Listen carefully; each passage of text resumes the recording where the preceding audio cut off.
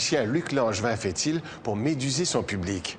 Est-ce la dextérité avec laquelle il manipule les objets ou encore sa capacité à créer des illusions? Ce soir, nous découvrons comment les magiciens déroutent le cerveau humain.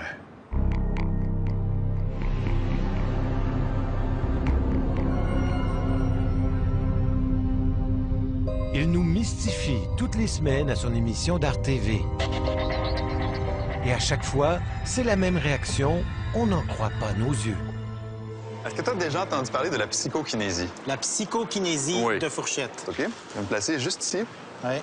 Regarde bien la fourchette. Même nos vedettes les plus sceptiques tombent dans le panneau. Ah, je taillis. J'ai besoin des deux personnes. Grâce à sa magie, Luc Langevin semble défier les lois de la gravité et de la physique. Mais Luc ne prétend pas avoir de pouvoir surnaturel. Il n'a pas de dons spéciaux. Son seul pouvoir, c'est sa capacité de construire des illusions. Il faut que ce soit quelque chose qui semble aller à l'encontre des lois de la nature qu'on connaît. Il faut que ce soit quelque chose qui semble impossible à faire si on n'a pas de pouvoir surnaturel. C'est l'illusion qu'on veut donner. C'est ça qui va faire rêver les gens. C'est ça qui va faire que les gens vont s'émerveiller comme lorsqu'ils étaient enfants et qu'ils voyaient le Père Noël. Ah! Ben voyons donc!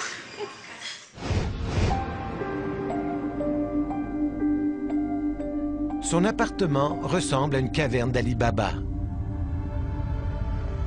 Mais parmi tous ces objets de magicien, il y a quelque chose qui détonne. Des livres de physique quantique et d'optique. C'est qu'avant d'être magicien, Luc Langevin était un chercheur. Il a une maîtrise en optique et il se sert de la science pour faire de la magie. La ligne entre la science et la magie est mince, si je peux dire, parce que ce qu'on qualifie de surnaturel est très subjectif. Ce qu'on qualifie de surnaturel, c'est ce qui est en dehors des lois de la nature que l'on connaît. Mais si on ne connaît pas toutes les lois de la nature, certaines choses très naturelles peuvent nous paraître magiques. Les magiciens refusent normalement de dévoiler leur code secret. Mais pour nos besoins, Luc Langevin a accepté de lever le voile sur certains aspects de son art. Il est possible de faire tenir un objet en suspension dans les airs par magnétisme. Si on place des éléments très puissants dans une certaine configuration, un objet peut être soutenu dans l'espace, sans ficelle, sans rien. Attendez-moi votre doigt. Et ça s'apparente beaucoup à de la magie. Il n'y a pas de fil, il n'y a pas rien, ça tient dans les airs. Pourtant, c'est un phénomène tout à fait naturel, mais c'est pratiquement de la lévitation. Ah! Ben oui. Évidemment, si j'essayais, ça ne marcherait pas. Voulez-vous l'essayer? Ouais. C'est pas facile, par contre. Oh, je pense que je l'ai pas eu.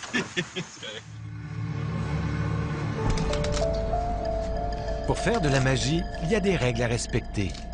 Luc Langevin s'entraîne depuis l'âge de 6 ans à développer sa dextérité. Son objectif, réussir à tromper notre vision. Dans certains cas, c'est la vitesse d'exécution qui est primordiale. Les magiciens ont plusieurs tours dans leur sac. Ils utilisent 3 types d'illusions pour faire de la magie. Il y a d'abord la plus connue, l'illusion d'optique, comme ce crayon dans un verre d'eau. Ici, c'est la réfraction de la lumière qui trompe notre vision.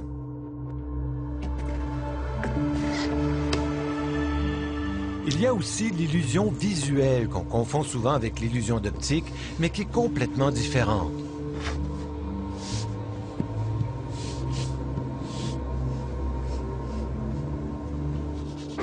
Ce sont les peintres qui, à travers les siècles, ont créé ces illusions en nous faisant croire qu'il y a de la profondeur sur une surface parfaitement plane.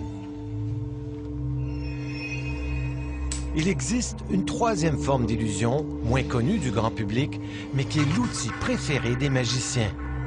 C'est ce qu'on appelle l'illusion cognitive, l'illusion qui trompe notre mémoire visuelle.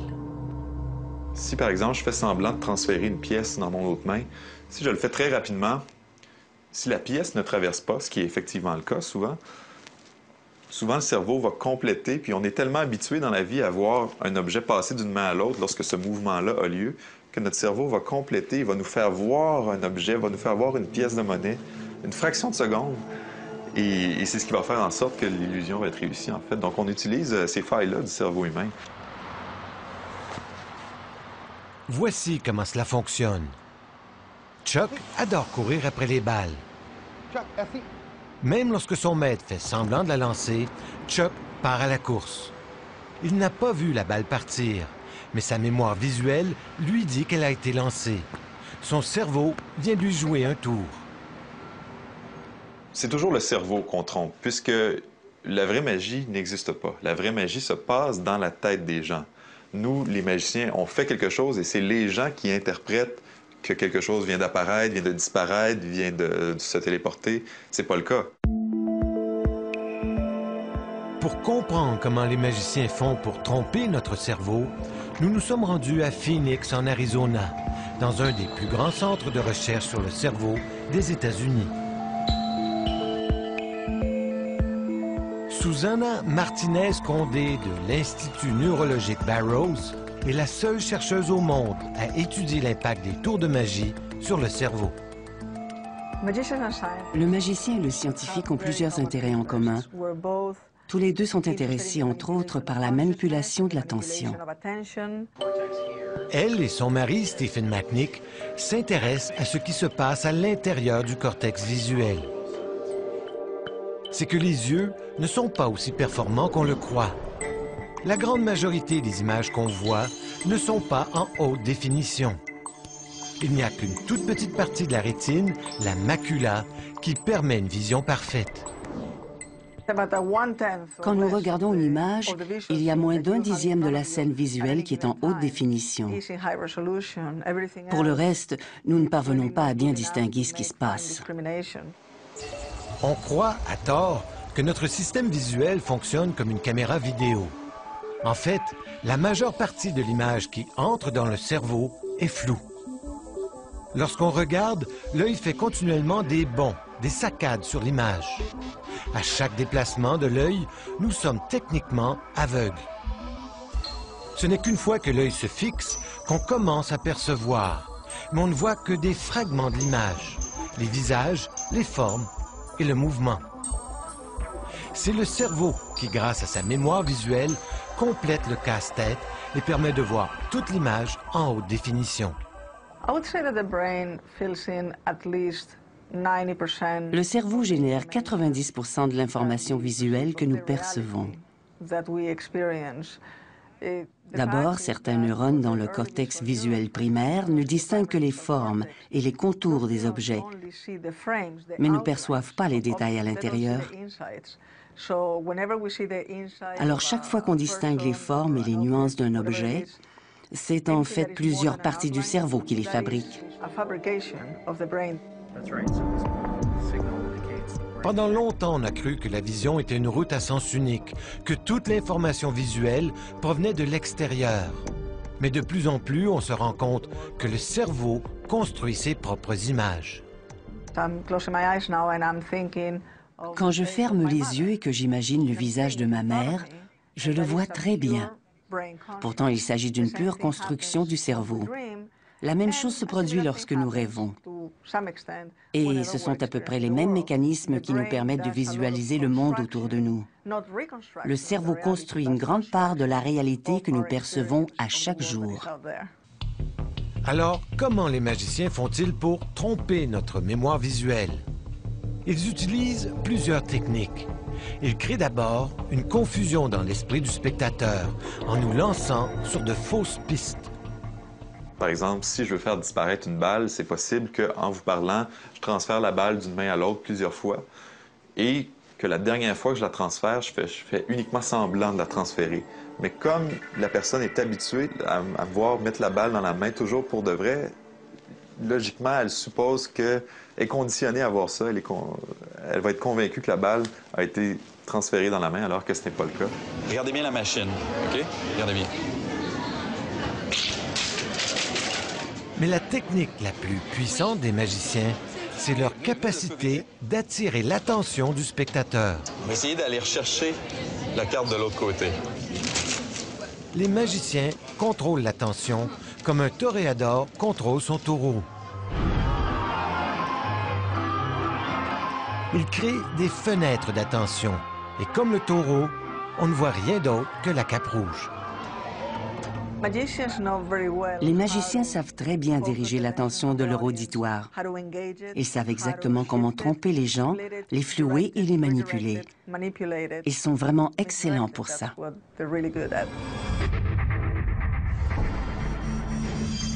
Dans cet exemple, Luc Langevin nous démontre le pouvoir de l'attention. Bonjour, mesdames et messieurs. Vous êtes sur le point, tout comme Marc-André, d'être témoin du célèbre tour de la carte qui change de couleur. Un numéro qui va se faire évidemment avec un jeu de cartes dont le dos des cartes est rouge. Marc-André? Oui?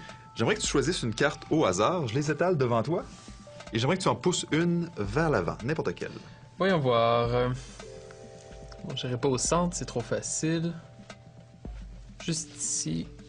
Celle-ci. Parfait. Je récupère le reste des cartes.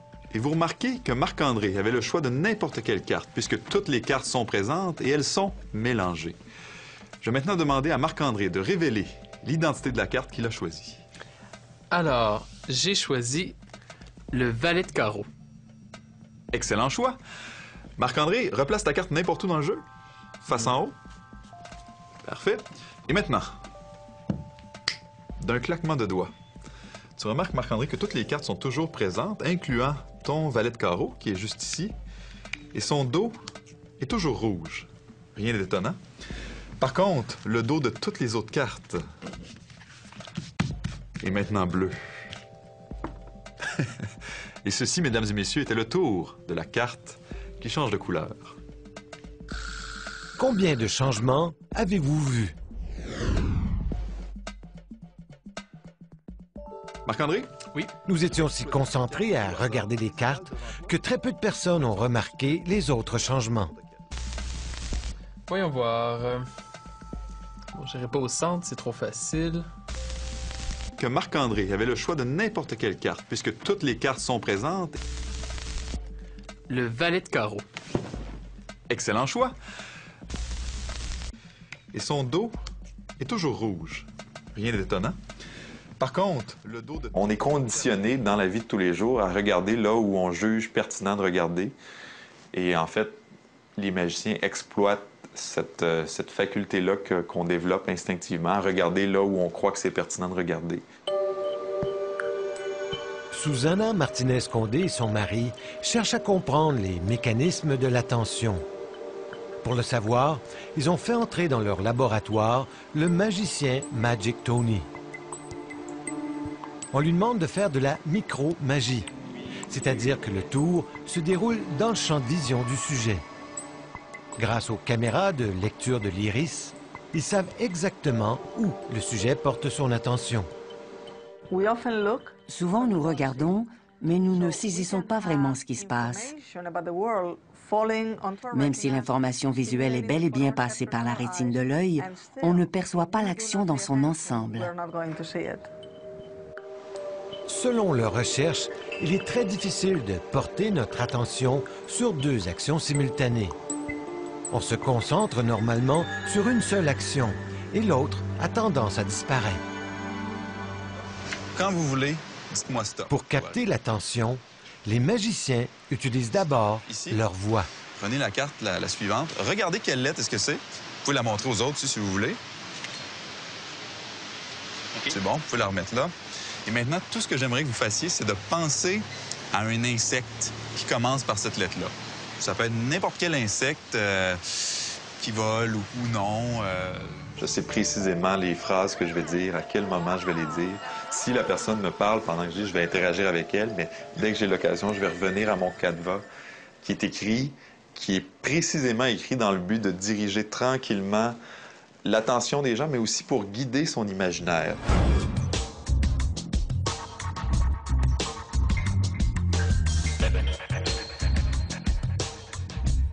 Un tour de magie est une savante chorégraphie pour capter l'attention. Rien n'est le fruit du hasard. Regarde-la. Très souvent, c'est du hasard contrôlé. Très souvent, le magicien va savoir la carte avant même que vous la pigiez. Il y a bien des choses en magie qui semblent tout à fait anodines, qui semblent tout à fait laissées au hasard alors que tout est calculé et réglé au quart de tour. Ricardo, de manière scientifique, on peut voir l'univers au grand complet comme une grande recette, à l'intérieur de laquelle il y a plusieurs ingrédients tous mélangés. Oui. Et les scientifiques appellent ces ingrédients-là atomes ou molécules. Et une des façons par lesquelles ils peuvent se mélanger, c'est par un processus qui s'appelle la fusion nucléaire. Et ça ressemble un peu à ça.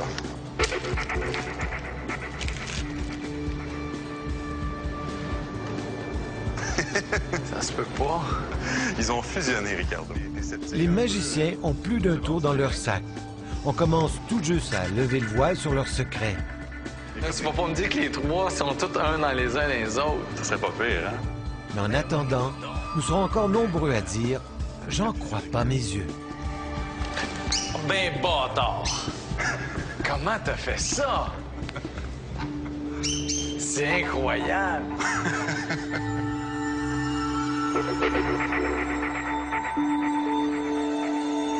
magicien Luc Langevin fait-il pour méduser son public? Est-ce la dextérité avec laquelle il manipule les objets ou encore sa capacité à créer des illusions? Ce soir, nous découvrons comment les magiciens déroutent le cerveau humain.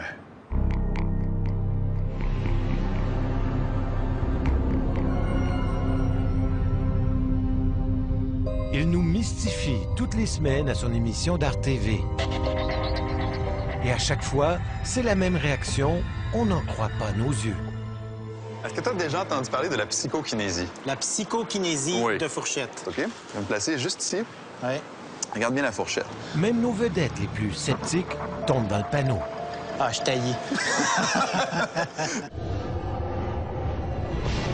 J'ai besoin des deux personnes. Grâce à sa magie, Luc Langevin semble défier les lois de la gravité et de la physique. Mais Luc ne prétend pas avoir de pouvoir surnaturel. Il n'a pas de dons spéciaux. Son seul pouvoir, c'est sa capacité de construire des illusions. Il faut que ce soit quelque chose qui semble aller à l'encontre des lois de la nature qu'on connaît.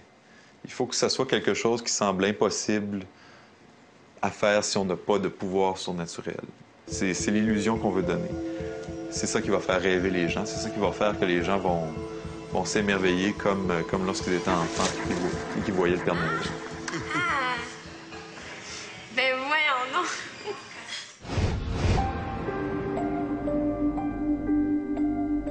Son appartement ressemble à une caverne d'Ali Baba. Mais parmi tous ces objets de magicien, il y a quelque chose qui détonne. Des livres de physique quantique et d'optique. C'est qu'avant d'être magicien, Luc Langevin était un chercheur. Il a une maîtrise en optique et il se sert de la science pour faire de la magie. La ligne entre la science et la magie est mince, si je peux dire, parce que ce qu'on qualifie de surnaturel est très subjectif. Ce qu'on qualifie de surnaturel, c'est ce qui est en dehors des lois de la nature que l'on connaît. Mais si on ne connaît pas toutes les lois de la nature, certaines choses très naturelles peuvent nous paraître magiques. Les magiciens refusent normalement de dévoiler leur code secret. Mais pour nos besoins, Luc Langevin a accepté de lever le voile sur certains aspects de son art. Il est possible de faire tenir un objet en suspension dans les airs par magnétisme. Si on place des éléments très puissants dans une certaine configuration, un objet peut être soutenu dans l'espace, sans ficelle, sans rien. Attendez-moi votre doigt. Et ça Déroute le cerveau humain.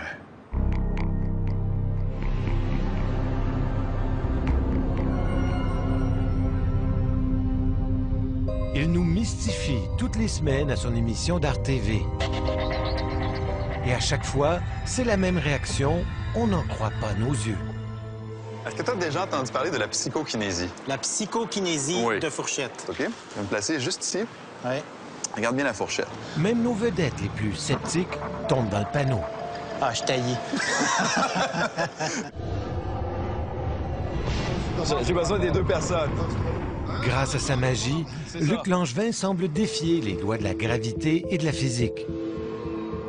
Mais Luc ne prétend pas avoir de pouvoir surnaturel. Il n'a pas de dons spéciaux. Son seul pouvoir, c'est sa capacité de construire des illusions.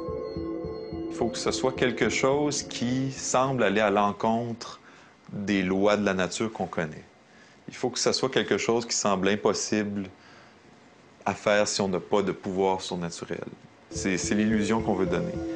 C'est ça qui va faire rêver les gens. C'est ça qui va faire que les gens vont s'émerveiller comme lorsqu'ils étaient enfants et qu'ils voyaient le Père Noël.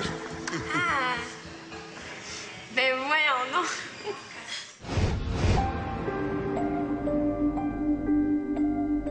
Son appartement ressemble à une caverne d'Ali Baba. Mais parmi tous ces objets de magicien, il y a quelque chose qui détonne. Des livres de physique quantique et d'optique. C'est qu'avant d'être magicien, Luc Langevin était un chercheur. Il a une maîtrise en optique et il se sert de la science pour faire de la magie.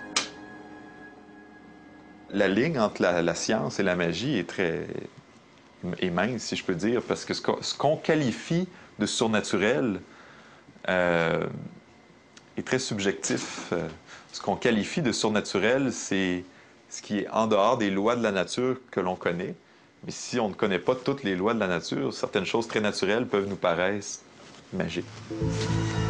Les magiciens refusent normalement de dévoiler leur code secret. Mais pour nos besoins, Luc Langevin a accepté de lever le voile sur certains aspects de son art. Il est possible de faire tenir un objet en suspension dans les airs par magnétisme. Si on place des éléments très puissants dans une certaine configuration, un objet peut être soutenu dans l'espace, sans ficelle, sans rien. Tendez-moi votre doigt. Et ça s'apparente beaucoup à de la magie. Il n'y a pas de fil, il n'y a pas rien, ça tient dans les airs. Pourtant, c'est un phénomène tout à fait naturel, mais c'est pratiquement de la lévitation. Ah, ben oui. Évidemment, si j'essayais, ça marcherait pas. Son dos est toujours rouge. Rien d'étonnant. Par contre, le dos de... On est conditionné dans la vie de tous les jours à regarder là où on juge pertinent de regarder. Et en fait, les magiciens exploitent cette faculté-là qu'on développe instinctivement, à regarder là où on croit que c'est pertinent de regarder. Susana Martinez-Condé et son mari cherchent à comprendre les mécanismes de l'attention. Pour le savoir, ils ont fait entrer dans leur laboratoire le magicien Magic Tony. On lui demande de faire de la micro-magie, c'est-à-dire que le tour se déroule dans le champ de vision du sujet. Grâce aux caméras de lecture de l'iris, ils savent exactement où le sujet porte son attention. Souvent, nous regardons, mais nous ne saisissons pas vraiment ce qui se passe. Même si l'information visuelle est bel et bien passée par la rétine de l'œil, on ne perçoit pas l'action dans son ensemble. Selon leurs recherches, il est très difficile de porter notre attention sur deux actions simultanées. On se concentre normalement sur une seule action et l'autre a tendance à disparaître. Quand vous voulez, dites-moi stop. Pour capter l'attention, les magiciens utilisent d'abord leur voix. Prenez la carte, la suivante. Regardez quelle lettre est-ce que c'est. Vous pouvez la montrer aux autres aussi, si vous voulez.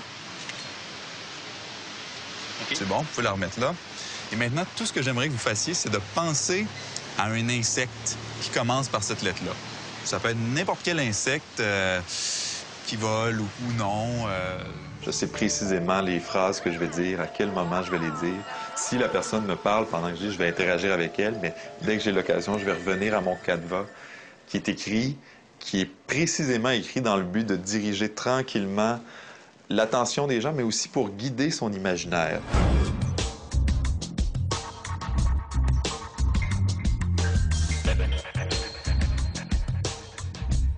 Un tour de magie est une savante chorégraphie pour capter l'attention. Rien n'est le fruit du hasard. Regarde-la. Très souvent, c'est du hasard contrôlé.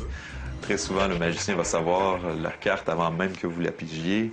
Il y a bien des choses en magie qui semblent tout à fait anodines, qui semblent tout à fait laissées au hasard alors que tout est calculé et réglé au quart de tour. Allez, Gardeau. De manière scientifique, on peut voir l'univers au grand complet comme une grande recette, à l'intérieur de laquelle il y a plusieurs ingrédients tous mélangés. Oui. Et les scientifiques appellent ces ingrédients-là atomes ou molécules. Et une des façons par lesquelles ils peuvent se mélanger, c'est par un processus qui s'appelle la fusion nucléaire. Et ça ressemble un peu à ça. Il y a aussi l'illusion visuelle qu'on confond souvent avec l'illusion d'optique, mais qui est complètement différente.